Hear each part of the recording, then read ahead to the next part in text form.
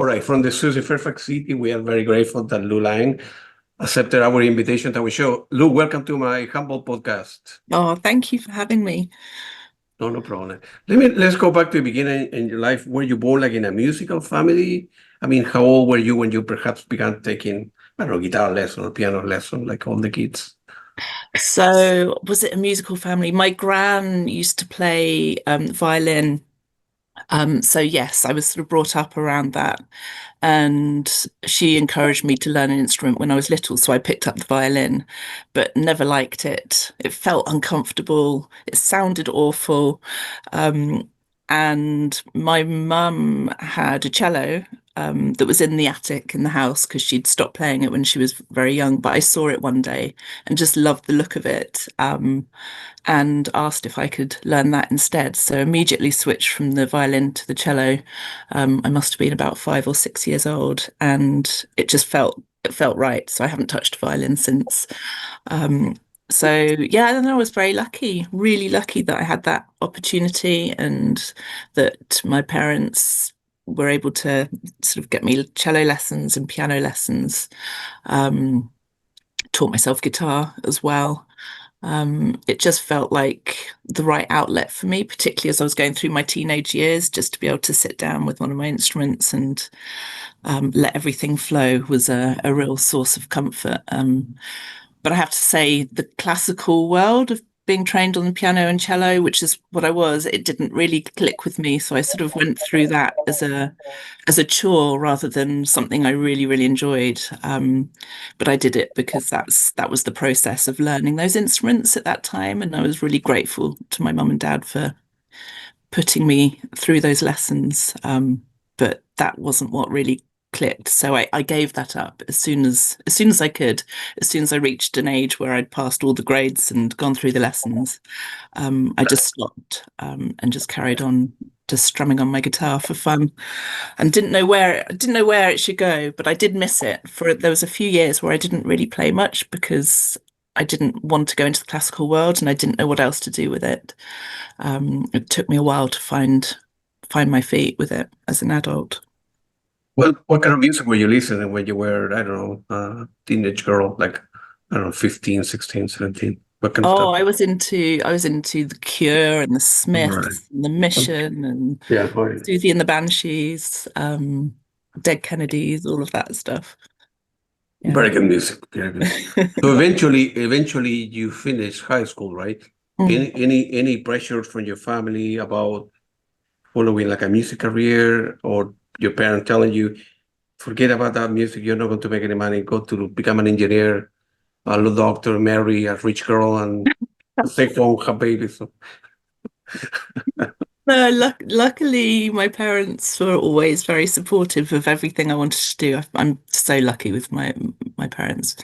But I didn't really want to follow a music career. I didn't because of really just being in the classical world. I never felt good enough as a musician.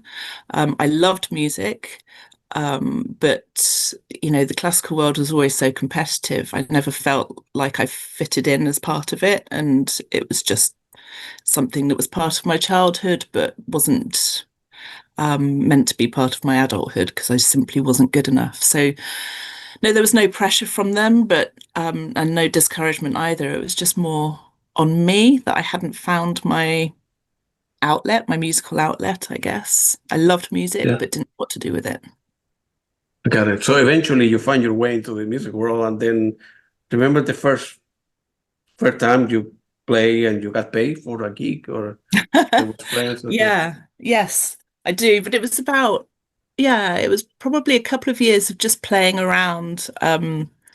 I I had a friend who set up a band that was based on or inspired by the Ink Spots. Do you know the Ink No. Spots? Or the Mills Brothers? Yeah, Um, yeah, yeah, yeah. yes, that sort of style of music. And they wanted a bass player, and they didn't know any, but they knew me and knew that I played the cello. So I picked up the cello and started plucking along the bass line, Wow. um, and then that was the beginning of this band that became a fusion of Ink Spots jazz style, Arab. The lead singer was Egyptian, so a lot of Arabic music crept in. And then I started exploring how to play everything but classical music on my cello and really explore what I could do with it beyond the classical world. And so it took a good few years of doing that before I started getting paid gigs for it. But it was so exciting just to be able to start playing again and not feel I was constrained by this sort of quite judgmental, restricted world that I'd previously seen. Yeah. Now I understand your life. So you were when you were in high school, you like music, but you knew back then that it wasn't classical, right? But you needed to find your passion, your way that you came across that Arabic music was because in your music it's a lot of tones from different areas, and if you think about it, it's very easy to connect the dots going backwards, right? A lot of things happen in your life that you end up meeting about that, but you end up having very difficult to connect the dots going forward, right? What for classical music playing Arabic? What are you talking about? What do you want? Good for you. Yeah, at the end of the day, I suppose we need to do what you like and find a way to make a living. And then so you mentioned something that you felt that you were the classical world, right? And as I say, I don't know that much in the sense that I don't know how to read music. I don't play an instrument, but is it very difficult, very competitive? There are few spots available to play in a orchestra or a chamber or yeah. Honestly, I don't know because I haven't tried. I haven't really been part of the classical world since I was a teenager in the school orchestras. I did join, my college orchestra for a bit and then realized that I just didn't enjoy it and I stopped. So I don't know because I've never tried to make it as a classical musician. But it was more just the atmosphere of being in that world that felt quite restricted. And in this band that I mentioned, it's called the Brickwork Lizards, and the singer, the Egyptian singer called Tariq Bashir, has just introduced me to a whole world of music, including Arabic music, also Arabic tango music. Um, and yeah, a whole load of stuff. And he's somebody who is an incredibly talented musician, like one of the best musicians I've ever met and had the honor to play with. He doesn't read music at all. So he's learnt music purely by ear, purely from the heart, um, and just really immersing himself in it. And that was really inspiring for me. And it just watching that happen made me realize I could move beyond what's on the page, move beyond the restrictions of genres, I guess. In fact, that band was always a problem because we couldn't ever describe it to people. So if we couldn't really market ourselves or getting any deals because all of the feedback from the record labels were, but we don't know what genre to call you. We don't know where you fit. And we didn't want to change that. So that Yeah, was a problem, but it was also what made it so exciting. absolutely. It's Arabic tango, if you will, or feel free to describe what it is. I mean, so I wouldn't.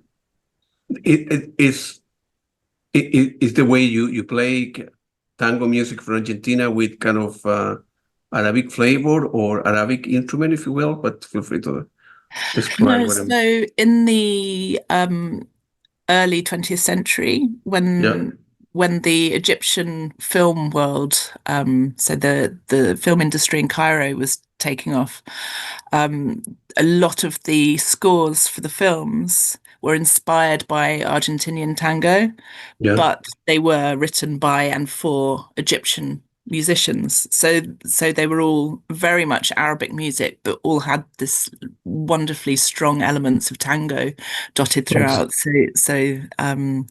Yeah, and it's a project that we've been doing. In fact, we played a couple of days ago in Oxford. We performed a set of these tunes, and they're really wonderful. They're like nothing else you've ever heard, but they are very strongly Egyptian music and very strongly tango music, and you can't imagine it until you hear it. Yeah. You have to Yeah, look it up. yeah. I need to look it up. I remember that I interviewed a band and I forgot the name, and the lead singer of the band, Trans Global. I forgot the name. Trans Global Underground? No, that's something Yeah, else. Trans Global Underground. Yeah, Yeah. or something. Yeah, and I interviewed the lead singer for that. I forget her name. I should remember that kind of stuff. But she, I will send you a link. You will like her type of music as well. She's very well known, so quite sure you know them. And so that's the Arabic Tango project. And then you end up touring with Saint Etienne as well. Oh yes, so I did. That was just over 10 years ago now. Yeah, It's one of those things you're saying how you can picture the path in someone's life when you start hearing the little bits that piece together like the ingredients. And I was so lucky to be in the right place at the right time and available when Saint Etienne were looking for a cellist for their project, and that was definitely an incredible experience that is part, has been a big part of my story. And you asked me earlier on, when did I first get paid? I didn't really start feeling like a proper musician, like a professional musician, really until I started touring with them, and it opened so many doors as well as being just such a fun experience. Um, but the main reason I joined them is that they'd written or Pete Wiggs, who's one of the band members, had written a soundtrack to a film about post-war London, and we were touring playing the score live whilst the film was playing. yeah, So it was a yeah. really exciting project. Oh, good for you. Wonderful people. Now you're fronting the stage with the Blue Almond Project. That's a good name, actually. So gotta be unique. So and feel free how that band formed and how you end up recruiting the people. And then we'll talk about some of the music that I listened to when I discovered you. Feel free to elaborate how that came together and then where the musician come from and so forth. So Um, yeah, so I started writing music just bit by bit. It just sort of crept up on me, something that I started just doing when I found myself with a bit of rare bit of time when my kids were very young, um, and realized that it felt like an incredible outlet for all of the various things that life was throwing at me and the emotions I was experiencing. And when I didn't know what to do with them, I found that every time I sat down and wrote a piece of music, it made everything make sense. So I started doing that, and then I suddenly found myself with a collection of tunes, and I wondered whether they were tunes that the world might enjoy, and I wasn't sure whether they were just for me or there was something I could share with the world. So I spoke to some friends of mine that I'm so lucky. I've got so many musical friends. And one of them, including the pianist Ashton Gray, who I've known since I was a teenager, and we never played together ever until this project. So yeah, really fortunate to have him. And just asked these friends to play with me and see if the music made sense. And they were all so encouraging. They all enjoyed playing it. We performed it at an open mic night, and there was a wonderful response. So it just sort of flowed from there, really. When I just I got the feedback from the world that other people wanted to hear this music, and it was really nice. So it just sort of snowballed from there. that's great. I really enjoyed that kind of stuff. Second album. The first one was released in March 2024, right? And I understand that you receive airplay from the BBC Radio 3, I believe, at the time. So. Yeah, that's right. Yeah, one of the tunes is called that one moment, and it was played on the sleeping forecast on Radio 3, um, Yeah, which was kind of the name. the sleeping forecast. It's like a merging of gentle music, lullaby-esque music, I guess. With, have you heard of the shipping forecast? No. It's it's when someone talks about the weather out there in the seas for Yeah. ships boats to hear, but it's a very relaxing, calm thing Oh, I to see. listen to. So they merged the two things together and created the sleeping forecast. But this tune wasn't written as a lullaby. It was actually a very sort of vulnerable, reflective piece of music. So it was nice that it was played on that Good thing. podcast nonetheless. So And then you end up doing you went to a record label or it's a self-release? no, self-release. All right. And are you able to sell enough music via Bandcamp? Well, I don't know if it's in Spotify now, but I noticed that it's in Bandcamp, Yeah, which is it's very it good is on for Spotify. artists. It's on Spotify now as well. Yeah, I mean, I don't know. It's been many, many years, I think, since people have recorded music to make money from it. Mm, Sadly, I think that it doesn't really work like that anymore. So, every time we do concerts, we do sell the CDs, and I got it. Right. I'm very lucky to have a nice big-ish audience on Bandcamp, so Mm. that's nice. So yeah. I will need to get some from you, but the real thing, I end up buying the MP3, right? But I like physical thing. For me, it's important to. Yeah, same. So maybe one day when we get together, you will sign an autograph for me for my collection. I like to collect stuff, and um, and then so you end up, and then you have enough material for the part when you start playing, and then you went for the second one, right? The part two or volume two, if you will, right? Which is very very good. This is very good music, man. Oh, I thank I, I you. really enjoy it. I mean, yeah, of course, it's no mainstream stuff like that or stuff that the radio would play, but it's good music. How difficult in general is to make a decent living as a musician? It's very tough. It's not possible, or I think it probably is possible. I like you, I have a day job as well. In fact, most musicians, not all of them, but most musicians I know also do it. It's hard to make a living as a musician. But I am just about to leave my day job and try and invest it more in my music, in my Mm. children. But I think most musicians end up having to teach to get a regular income from it. Yeah, the music industry has changed so much. Um, yeah, do you teach as well I currently or with some? yeah, I do. I've had one Uh, student for the last few years, and I'm just about to grow that. It's honestly not what I'd like to do, although I love teaching them. I'd much rather, you know, people like like you, music is such a big part of people's lives. mm, But it is something that everyone's expected to have for free now, and the amount of work and money that goes into creating it just doesn't make sense. The numbers just don't add up, and it's such a yeah. shame. That you mentioned something that is important to me. It's very strange why people in society think that music should be free. I mean, when you go to a restaurant, you need to pay, right? When you go to see a movie or a concert, you need to pay. Why people would think that music should be free? I have no Yeah, idea. I mean, yeah, you pay here like a $10 a month for Spotify, right? And I'm able to listen to thousands of millions, right? Uh, or Bandcamp the same, but I don't understand why people will like to get everything for free and not pay for it, whatever that no, is. But it doesn't exactly. And happen other things, right? Just with music, right? yeah, not, I mean, maybe visual art to an extent, but even that, not really. I mean, you would never expect to get a piece of art from somebody and just stick it on your wall without paying a decent amount of money for it. Right.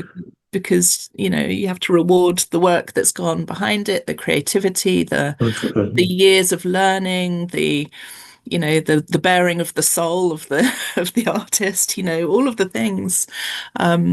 It's yeah, it's sad actually. It's really Yeah. sad. And And let's say you were a kind of well-known musician, you need to have like a million hits on mm, Spotify to get a paid, you get a check for $20 or something like that, yeah, I which think is I which think it is, works out as like 0.001 pence, English pence yeah. per per hit, which is just nothing. That's great. Right? But on the other hand, Badcam is very fair because I think 90% of the proceed will go to the artist directly. They only take 10% for admin purposes and Bandcamp's lovely. It's such a nice thing, and it's always lovely when someone buys my music, when I just get a notification on my phone saying someone's bought my album, because they don't have to.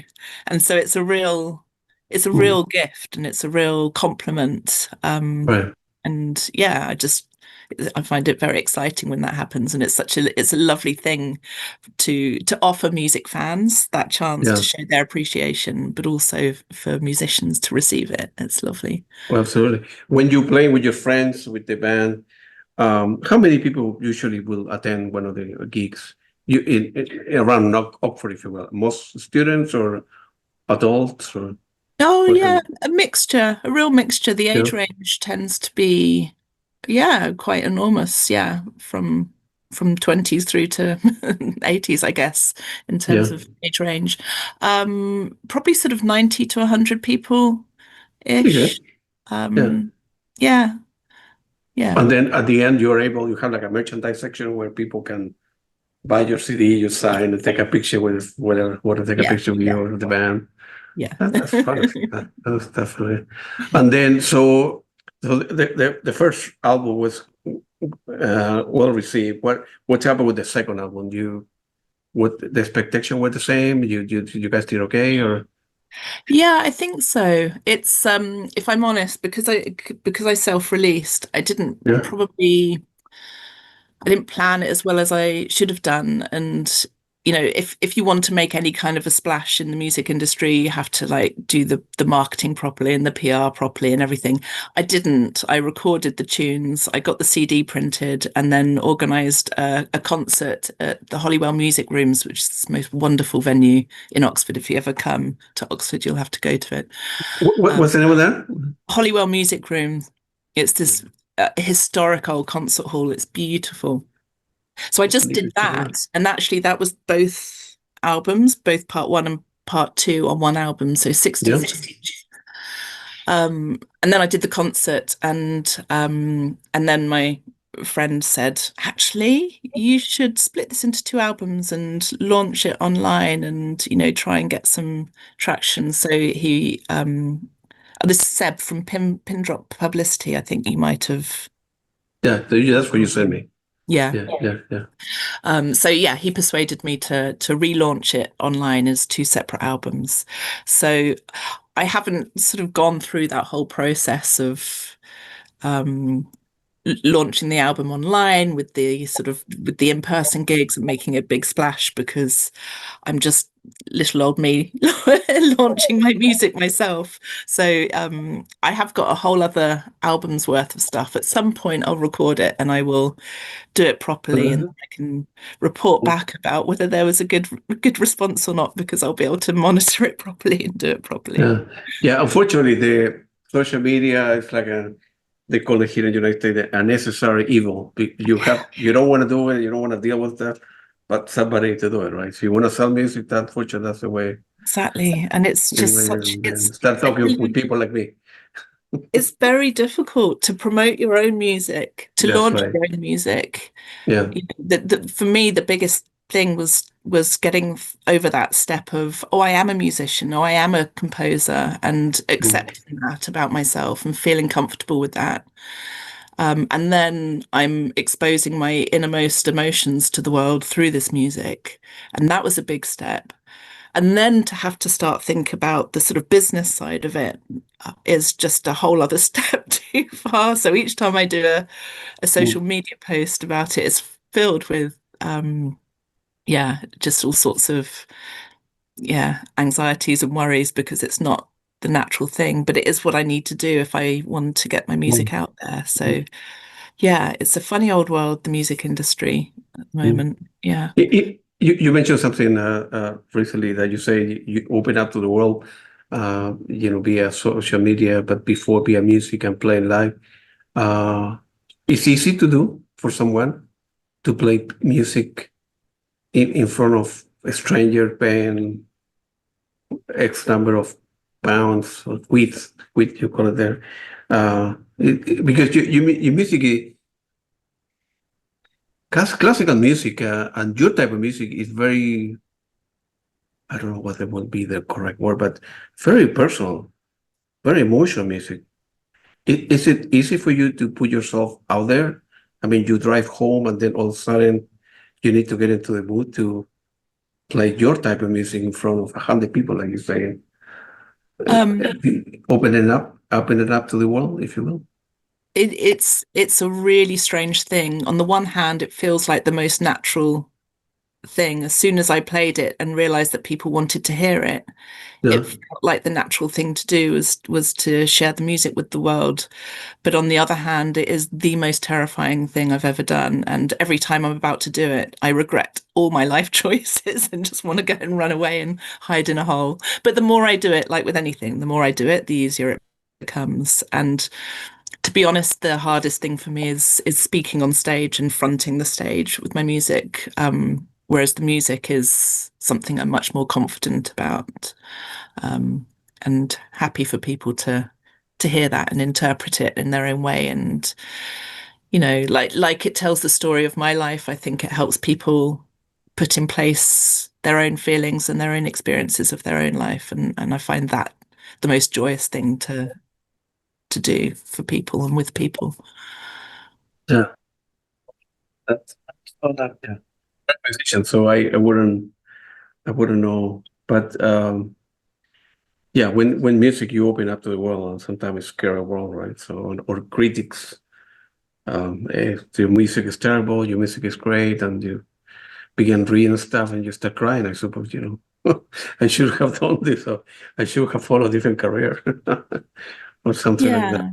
Yeah, And actually, going back to the beginning of our conversation about, how I felt as part of the classical world, it is interesting that what the music that's come out of me has not been deliberately so, but it does sound possibly more classical than anything else. mm, It's just what's come out of me, I guess. And that's where I do feel worried. I don't want to put it out there as classical music because I know that it isn't good enough for that world. And I don't want it, yeah, I don't want to receive feedback from the classical world on it because I don't feel like it belongs there. I don't want that kind of criticism, not because I can't take it, but just because I'm not looking for it. My music is what it is, and I yeah, just want it to find its own place in exactly. the world. Um, Yeah. but that's one of the other reasons it's hard to promote it because I don't know where to promote it because it's not that, but then I don't know what else it is, and yeah, it's confusing. You can create like an ad where we are not classical, we are not Egyptian, we are not tango, we are not after everything else. That's our music. Yeah, that's it. That would be a good advertising a magazine or something. I think I was checking your influences, and you mentioned Debussy and then the Kronos Quartet, which are very famous here in the US, right? Yeah, yeah. Um, yeah, but I would don't know if I would say their influence is more that um I've heard their sounds coming out in my music once I've Yeah, written something. Like I never, when I start writing a piece, I never think I'm going to write something like this now. I just literally, although I'm a cellist primarily, I normally write on the piano and I just sit and let something flow and it comes out. And then when I hear back, yeah, probably, yeah, sort of early Jan Tiersen and Debussy and Kronos Quartet possibly come through. Um, but yeah, lots of other people as well, I would say. Anyone looking back at your life, anyone you wish you have had the opportunity to work with or play with? Oh, that's a difficult question. I mean, as a cellist, I have to say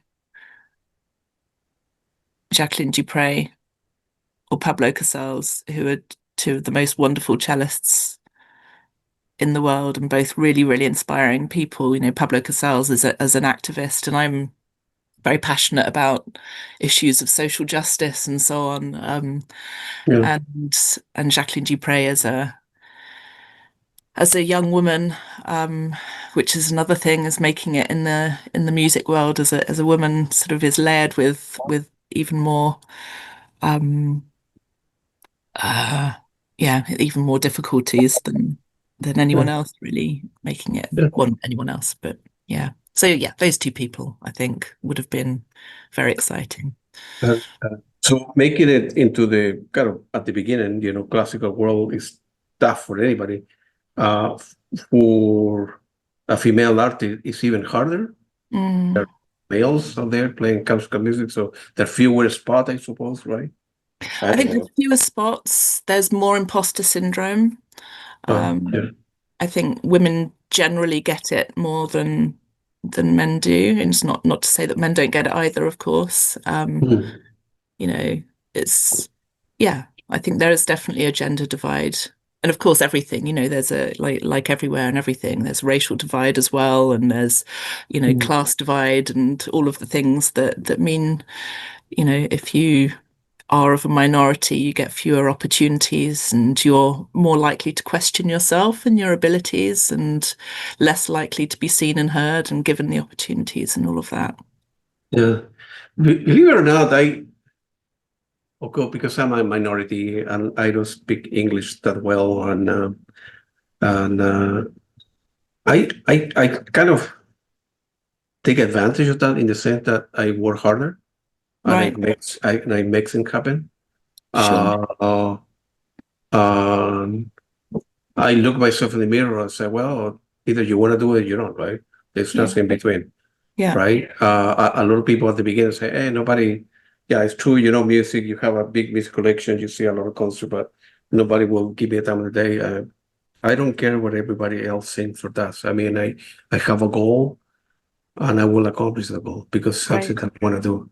May Yeah. take me longer, but like I told you 2 years ago or a year ago, the Abbey Road or Air Studios or uh, Airedale or many studios will have been who are you? What and so on. Now go to the front door So exciting. and I will and a year from now, 2 years, I will be doing something with the BBC. There is no question about it. I will do it because it's something that is important to me, right? So Yeah, and it's you will my make it life. happen. Huh? And you will make it happen. Yeah. I mean Well, that no that question. That working you hard is the you answer. you need you, Right? you need to think that way, right? Otherwise, Yeah. dreams is like makes life tolerable in many ways, right?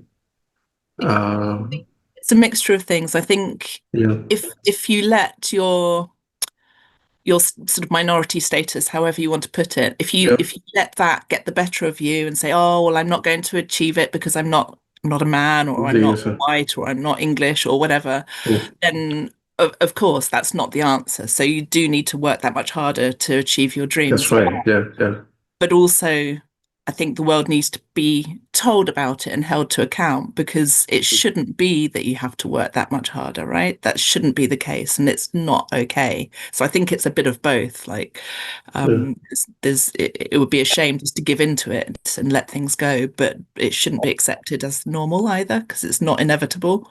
It doesn't have to be like that. yeah. No, you need to follow your dreams and do. Feel free to elaborate or the how Billie Holiday came into your life, which we Billie talked before Holiday, that my yeah. dad also liked all jazz and she's an unbelievable woman. And for Black people in general, male, female, it's very tough. It's be a female is very difficult in the world because you get a lot of pressure to be a good wife, to be a mom, to help in at home, cleaning the bathroom, and guys can do whatever they want. I believe it or not, I grew up. Let me see, seven women raised me, so my mentality is more 100% female than male, right? So I have four sisters and my mom and two ladies that were helping my mom. So I was raised very very differently, and of course when you are a kid and you don't you don't have brothers and you don't know any better, right? So, Yeah, you don't know any and my better. sister definitely molded me when I was 2, 4, 5. So my mentality is very different. So, Mm, and and I told you some of the scholarships that are going to be created, I'm going to be going 50-50 with several musicians like Alisa Gerard for Dead Can Dance, and then Peter Gabriel, and then other people that I don't want to mention here. They're going to be for females. They're going to be hopefully a single mom, and then hopefully a black woman or a woman of color, whatever they want to do. That will be my decision, and brilliant. because it's the right thing to do. You know, some stuff in life you do in money. Because you need to pay the bills and you don't want to get married and afford to buy a house or whatever. But other stuff, you do it for other people. That's since I grew up in a Catholic family, that was important for me to do. Yeah, So brilliant. yeah, but feel free to talk about. I interrupt you. Feel free to talk about Billie Holiday. Yeah, I mean, it is, the reason why she popped into my head when I was asked to do the Why I Love article was for all those reasons. Like to have battled what she did in her life, um, you know, as, as a woman, as a black woman, as a victim of survivor rather of of abuse, um, in the time that she was growing up where there was racial segregation, um, to achieve a status as a world-renowned musician now, given her profile, would be just the most beautiful, amazing thing. But then even more so, and it just absolutely speaks to who she was as a person and her strength and her power. And I guess all the things you were talking about in terms of her inbuilt resilience and determination and all of that. And then you layer on top of that that she was the most exquisite singer, a musician, and she bared her soul every time she opened her mouth. I mean, I feel quite emotional just thinking about it. Like for somebody to be able to share herself with the world, having experienced life in the way that she experienced it, and for that to be recognized by the world is a rare thing, and it's a really beautiful thing. And I sort of feel sad when I think about how many people there are, artists, musicians, who have the same experiences, similar experiences, similar abilities, but didn't get to where she got to. And I'm sure there are so many hidden gems around the world who have never been discovered, never were discovered, and never will be discovered. And I feel sad when I think about that. And I feel equally grateful that Billie Holiday was able to share herself with the world. I think it's just the most powerful thing.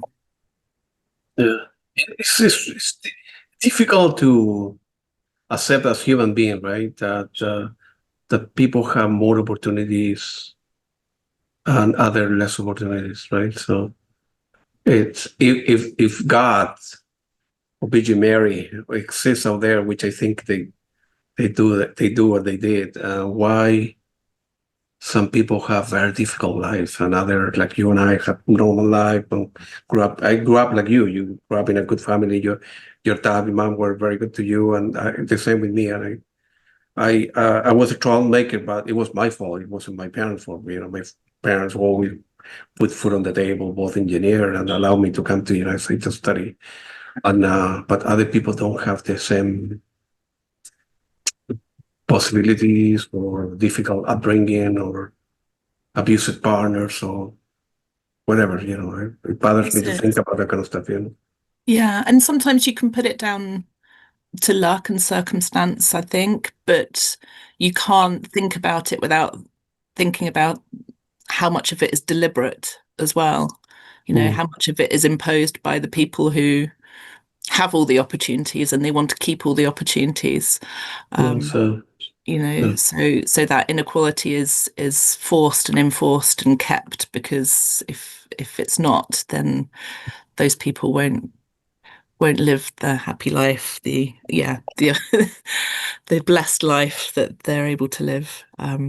You mentioned before social injustices. If you were running for, I don't know, public office in your town, there where you live, what would you like to do? I mean, you would like to do 10 things, but mention two that are important to you, are undoable, feasible, or you're making a stride toward being solved, right? Yeah, okay. Two things come to mind. Firstly, I Yeah. would put this topic of equality and equity specifically, not just about just giving everybody the same opportunities. It's about giving some people more opportunities because they had less to start with. Mm.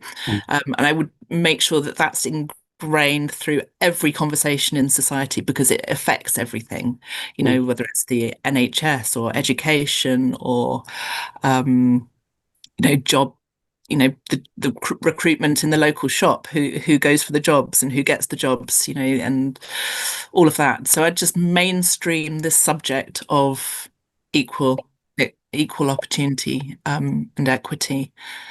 And I have a personal thing at the moment. Told you earlier that my youngest is unable to attend school at the moment, and they're waiting for a diagnosis for autism and so on. And there's anxiety. Very, very intelligent, bright, loving, gorgeous human who has been made to feel lesser than that because they're different from many of the other kids at the school. So I would like to change the school system so that it's adaptable for everybody and that they can pick up, um, when children are struggling at a much earlier age and not try and squeeze them into this very standard system that doesn't work for everybody. And I think we'll have much happier adults and a much more balanced, mentally stable adult population as a result as well. Yeah, and the kids are not diagnosed when you are 5, 6. I tell you a story before you answer. So in my family, we I have ADHD, I have autism, I have Asperger. I never took any medication. I make, oh man, and this the sun is, I need to move here. So I make the world work for me, right? So um, when I need to concentrate in a particular task, let's say I talk to myself. I need to do this for the next hour. So my ideas and demons in my head go away for a couple hours, right? Because I'm always racing. As I'm talking to you, I have 20 ideas that are coming to my head, which is in many ways, it's like a gift, right? But it's I make it work for myself. So I was diagnosed like a wild kid, right? I couldn't stand still and get in trouble all the way, and of course, I don't know what the state or the municipality could do, right? Because there is a budget to hire X number of teachers, right? And then if you are different, then they put you aside. Hey, do the best you can. But I need to concentrate on the other 20 kids I have to my left. Yeah. And the kid on the right, you guys are labeled weird kids and who cannot stand still. Your parents need to deal with you. I cannot do it, right? I Yeah. don't know, but with a good, uh, if all the kids go to a process where they need to take tests and then be labeled, hey, your son will have some learning disabilities a little bit, we'll put you in touch with a committee or other extra teacher that can help you out, right? So it doesn't happen in No, it doesn't. I mean, in an ideal world, you don't need all of the labels and diagnoses, but you do because the world is set up for, one way of being. And I don't think it's down to the teachers, as you say, like the teachers have 30 odd kids to look after and they can't right. spot everybody. I think I think the issue is in awareness and understanding. In my case, my youngest was born female, and the the traits of autism and ADHD are much more internalized in women, in girls. Yeah. So it didn't become apparent until puberty hit and so on. So just understanding that and knowledge of that and education about that would be a really good start so that those conversations and those problems can be spotted sooner and adaptations can be put in place. Like if we'd known sooner, we would have, pulled them out of school and homeschooled from a younger age, for example. So just things like that. Yeah. I've thought of a third thing I would do if I was in charge of the world or Yeah, Oxford go for it. Yeah, go for it. is more music venues just to, go back to our music conversation. I don't know how it is in Washington, but the music venues are closing here. The independent ones are closing. There's fewer and fewer, and it's a shame. I mean, somewhere like Oxford, like Supergrass, Radiohead, plenty of others. There have been big bands that have come out of here. But the number of sort of small music venues where bands can explore themselves and their audiences are just fewer and fewer. They're being priced out by the council and the university, and it's really sad. So I would definitely change that. So they're closing down not because people wouldn't go, right? So if you have like a restaurant, right? Well, in order for me to stay alive, I need to sell, 20 slices of pizza, 30 coffees, and hamburger or pasta, whatever, right? But if your people are not going to your restaurant or your music venue, right, you will close the business. It isn't the Yeah, case. it's People nothing to like do with music that. where you live, right? It's like Yeah, the university is pushing outwards. We'll buy it's your just the pizza. We'll buy rent. your pizza. Yeah, the rent's just gone too high, and so they've ended up having to close. I Uh, think mostly because I don't know. I can only assume that they're just not wanted. They're not the kind of tenants that are wanted because it's messy to have a music venue, sticky floors. Um, yeah, it's no, there's definitely an audience for it. And even if there wasn't, the small bands who are just starting up, who have an audience of 10, 20 people, there should be a place for them to explore themselves and to grow their audience and so on. at least like coffee shops, right, where you can fill 30, 20, 30 people, right? Yeah, That's it. yeah, yeah. What are the budgets for music education schools in there in Oxford? Sorry, say that again. What are there budgets for music education at public school, Not really. There's some investment in private it, but school? it's quite small. It's quite Okay. small. Yeah, yeah. No, that, Mm. yeah. And again, it it just depends a lot on the time of how much parents are able to pay. When I started teaching, actually, I offered free lessons to begin with because I was very aware and grateful of how much my parents had paid for my cello lessons. And then I realized it wasn't sustainable. I just didn't have the time to do that and do it for Mm. free. But when I have more time on my hands coming up, maybe I'll start doing that again. That's pretty good. What is coming up for you? Are you working another album? Well, Are yes. you are So you I have planning got, it? Yeah. yeah, I think we'll try and record again within the next year. Yeah. Called the Blue Almond Project because it's not a set band of people. I've started to write also for accordion, for double bass, for Yeah. flute and oboe. So we're going to bring other musician friends in. And yeah, so the next album will be yeah, more eclectic, I think, than the last. And you will keep on touring like every weekend you play in different gigs or every 1 month, or every 2 months? Or? With the Blue Almond Project, Yeah. generally only once or twice a year. Oh, I Um, see. Yeah. yeah, I'm yet to expand much out of Oxford. You So, gotta do it, man. so Go London hopefully already. on the back of this conversation, someone might hear this and listen to the music and want us to play or Yeah. um yeah. So but playing with Brickwork Lizards, which is the band I mentioned before, which was the Yeah. Ink Spots Arabic hip hop jazz fusion band, we're playing reasonably regularly. So coming up in Oxford on the 11th of July, we're supporting Lightning Willie, who's a American blues band, I think.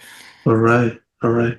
Well, keep me posted with upcoming project, or if you need publicity, I'm here to help. And Thank if you. in the meantime, if anything else I can do for you to help you out in any way I can, Thank you so happy to much. do it. I appreciate it. Thank you so much. I when I think about my music and we're talking about how to describe it, and the word that keeps coming up when most people describe it to me is filmic. And Absolutely. though I haven't written it for films, that's how people hear it, I guess. So Yeah. if you ever come across anyone who wants some music for their films, Yeah. I'd be happy to have that conversation with them because it would be quite exciting to see where that could go. You know, a record label that they do a lot of publishing, Air Edel. I will send you the link. Okay. Uh, I will put you in touch with a couple of people that talk to them directly. And here's my music. And based on your website, I noticed that you work at a lot of musicians that compose music for film and commercial or whatever. And perhaps they can give you a chance. I will send you an email waiting for you to write, and happy to help. And music are, like you and I, music has given me a lot of satisfaction in my life. That's the best way I can describe it. So Yeah, where would we be without it, huh? absolutely, we live in crazy times, man. Yeah, yeah, It's killing one another. Maybe as a human society, maybe we are doomed. But I don't know. Russia and Ukraine and Israel, Palestine, now Iraq and United States in the middle of everything. Where are we? Where are we as human beings, man? yeah, yeah. Terrible. I hear you. Yeah, it was very nice talking to you, Lou, and good luck to you. And And you. keep me posted on upcoming project, and let me know if anything else I can do for you. Oh, thank you. It was so lovely to talk to you. Thanks so Same much. here. I see you once. Hopefully, we'll see you in London, or well, in Oxford soon. Yeah, you We'll get a must. cup of If you coffee. come this way, you'll have to let me know. We'll let you know in advance. Thank you very much. Appreciate it. Take Take it care. easy. Thanks. Bye. Bye.